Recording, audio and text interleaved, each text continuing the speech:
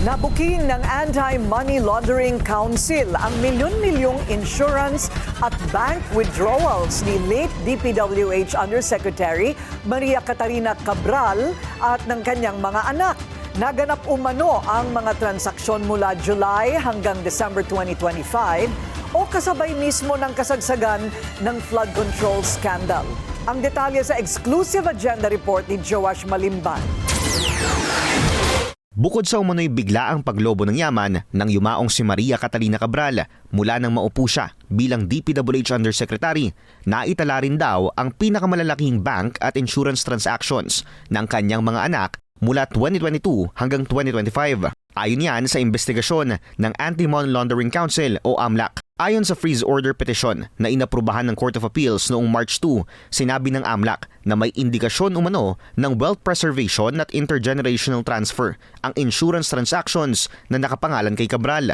Sa pagtatala ng AMLAC mula December 2024 hanggang October 2025, lumobo ang halaga ng iniligay na pera ng panganay na si Stephanie sa insurance policies at hinugot mula sa bank accounts na nakapangalan sa kanya. Aabot ito sa 7 transactions na may 37.7 million pesos worth of outflows. May 10 transactions namang naitala sa pangalan ng bunsong si Colleen na aabot sa mahigit 92 million pesos. 9 out of 10 transactions recorded noong 2024 at 2025 lang.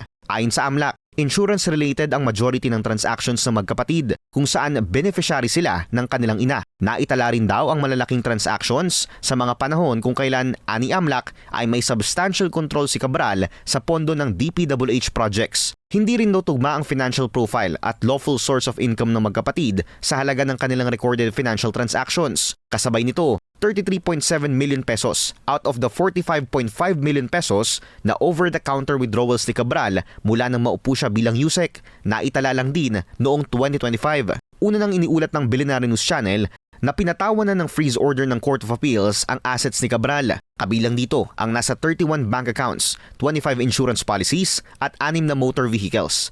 Kasunod yan ng affidavit na inihain ni former Undersecretary Roberto Bernardo na kasalukuyang nasa Witness Protection Program ng pamahalaan. Yusek Cabral would tell me that she would communicate and meet legislators to inform them of the amount of their allocations and ask them for titles of projects that they want to include in the DPWH budget.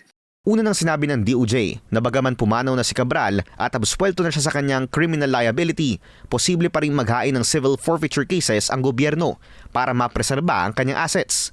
Ibig sabihin nito, hindi ligtas sa accountability ang mga pag-aari ng yumaong opisyal sakaling mapatunayan na ito ay ill-gotten wealth. Ayon sa legal counsel ni Cabral, hindi sila magbibigay ng komento o kahit na anong impormasyon kaugnay ng freeze order alinsunod sa mga probisyon ng Anti-Money Laundering Act. Para sa agenda, Joash Malimban, Billionaire News Channel. Manatiling nakatutok sa Billionaire News Channel. Sumubaybay sa aming social media accounts at mag-subscribe sa aming YouTube channel para sa mga bago at eksklusibong balita.